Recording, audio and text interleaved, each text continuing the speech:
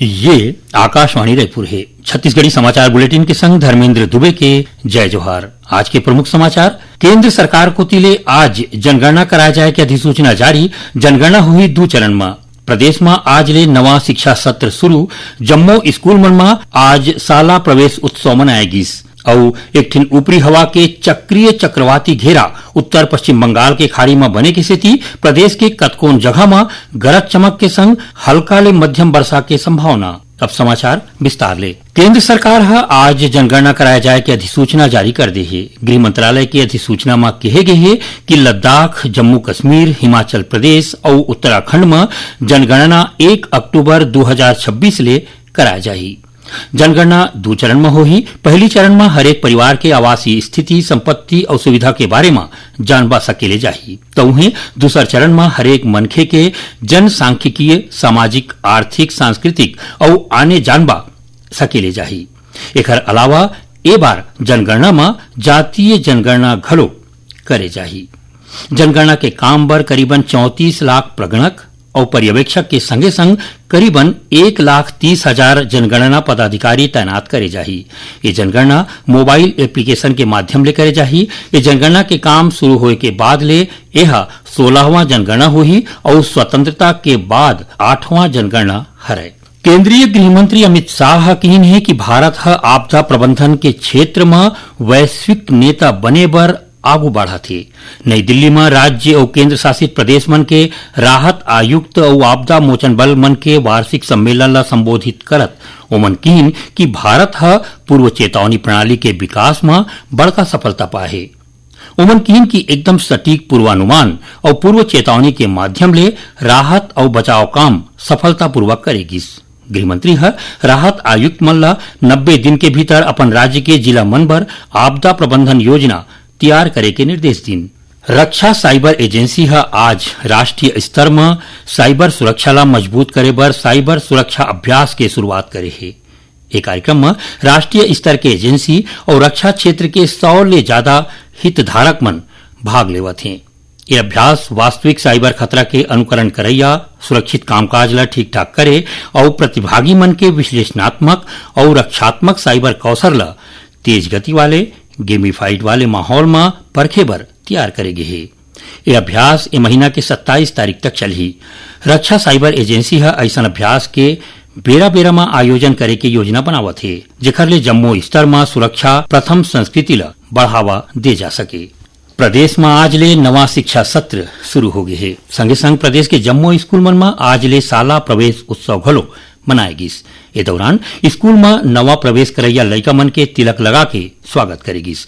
वहीं राज्य सरकार ए बेरा बाढ़त गर्मी ला ध्यान में राखत प्रदेश के जम्मू स्कूल मन के समय में बदलाव करे है। स्कूल शिक्षा विभाग ले जारी आदेश के मुताबिक 17 ले 21 जून तक प्रदेश के जम्मू सरकारी अनुदान प्राप्त, गैर अनुदान प्राप्त और प्राइवेट स्कूल मन में कक्षा बिहनिया 7 बजे ले 11 बजे तक लगी। 23 जून ले जम्मू स्कूल मन तय समय में लगी। प्रदेश में कोरोना के मामला सरलग बढ़ा थे। उन्हें राज्य में कोरोना वायरस ले मौत के पहली मामला आगुआ है। अस्पताल प्रबंधन ले मिले जानबा के मुताबिक मृतक मनखेला कोरोना रहीस। राजनांदगांव के रहिया ये मनखेला सांस लेमा परेशानी के सेती पाछू 14 जून के रायपुर के एक ठिन प्राइवेट अस्पताल में भर्ती कराए गए रहीस। इलाज के दौरान ओकर मौत हो गई। परिवार के सदस्य मन के सैंपल लेके कोविड-19 के जांच बर भेजे जाही। रिपोर्ट आए तक परिवार के सदस्य मन होम क्वारंटीन में रही। गौरेला पिंडरा मरवाही जिला में पाछू रतिहा सड़क दुर्घटना में 4 झिन लोगन की मौत हो गई। हमार संवाददाता ले मिले जानबा के मुताबिक शराब के नशा में कार चलैया 2 ठिन फटफटी ला टक्कर मार दिस। तेज रफ्तार कार के जोरदार टक्कर ले दोनों फटफटी में बैठे 3 झिन मनखे मन के मौकच में प्राण छूट गए। उन्हें एक घटना के बाद गंभीर रूप ले घायल एक झिन नोनी के इलाज पर ले जात खानी रद्दा में उखर मौत हो गई। छत्तीसगढ़ी समाचार बुलेटिन आप मन आकाशवाणी रायपुर ले सुनत हो। छत्तीसगढ़ के खबर ले है आपके वास्ता और खबर के विश्वसनीयता ले है हमार वास्ता। आकाशवाणी समाचार रायपुर के प्रादेशिक समाचार बुलेटिन के संगे संग हमार समसामयिक कार्यक्रम आप रेडियो के संग अपन मोबाइल में घलो सुन सकत हो।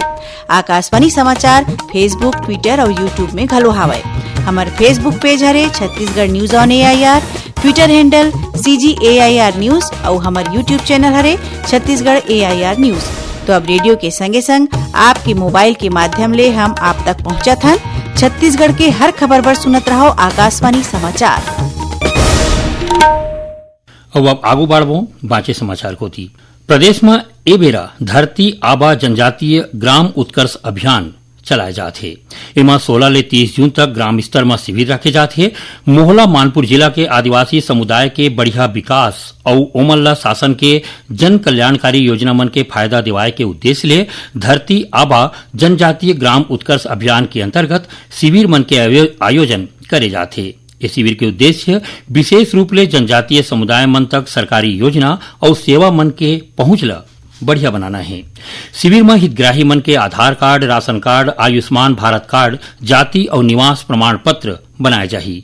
धरती आबा जनजातीय ग्राम उत्कर्ष अभियान के तहत कलेक्टर तुलिका प्रजापति महिला और बाल विकास विभाग ढार ले चलाए जात सुपोषण प्रचार रथ ल हरा झंडी दिखा के रवाना करीन। भारतीय सेना डहार ले सेना भर्ती बर online common entrance exam CEE के तारीख घोषित कर दे गे है। ज्वाइन इंडियन आर्मी के वेबसाइट में पंजीकरण करैया उम्मीदवार मन बर ये परीक्षा 3 जून ले 4 जुलाई और 7 जुलाई ले 10 जुलाई तक ले जाही।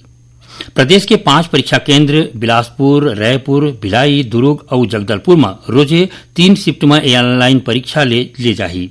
अग्निवीर क्लर्क SKT पद पर अर्जी करैया अभ्यर्थी मन के टाइपिंग टेस्ट घलो ऑनलाइन परीक्षा केंद्र में ले जाही। ऐसा उम्मीदवार मन बर 2 ठिन अलग अलग प्रवेश पत्र जारी करे जाही। जम्मो उम्मीदवार मन ला प्रवेश पत्र 16 जून ले भारतीय सेना के आधिकारिक वेबसाइट में मिलही। भारतीय सेना के उम्मीदवार मन ला सलाह दे गे है कि ओमन बेरा में अपन परीक्षा केंद्र में पहुंच जाए। कोनो भी प्रकार के औ जानबा बर उम्मीदवार मन सेना भर्ती कार्यालय नवा रायपुर ले संपर्क कर सकते हैं। भारतीय जनता पार्टी के विधायक दल के बैठका अवैया 18 जून के रायपुर स्थित कुशाभाऊ ठाकरे परिसर में राखे जाही।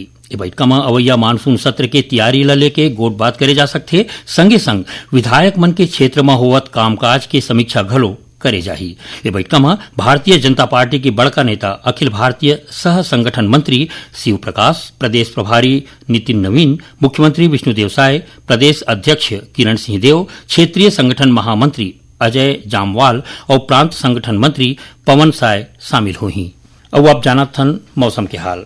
दक्षिण पश्चिम मानसून कोंकण, मध्य महाराष्ट्र, गुजरात के कोनो जगह, दक्षिण पश्चिम मध्य प्रदेश, विदर्भ के कुछ एक भाग, दक्षिण छत्तीसगढ़ के कोनो जगह, ओडिशा और उप हिमालयन पश्चिम बंगाल के संगे संग सिक्किम के कुछ एक हिस्सा में पहुंच गए हैं। दक्षिण पश्चिम मानसून के औ आगू बढ़े बर सही स्थिति बेरा बने हैं। मौसम विभाग के मुताबिक एक ठिन ऊपरी हवा के चक्रीय चक्रवाती घेरा उत्तर पश्चिम बंगाल के खाड़ी में बने हैं। उन्हें एक ठिन द्रोणिका पूर्वी मध्य प्रदेश ले बांग्लादेश तक, छत्तीसगढ़, झारखंड और गंगटिक पश्चिम बंगाल होवत बढ़े है। एकर सेती प्रदेश के कतकोन जगह में हल्का ले मध्यम वर्षा और गरज चमक के संग बूंदाबांदी पड़े के संभावना है। अब थोड़कुन समाचार सार में।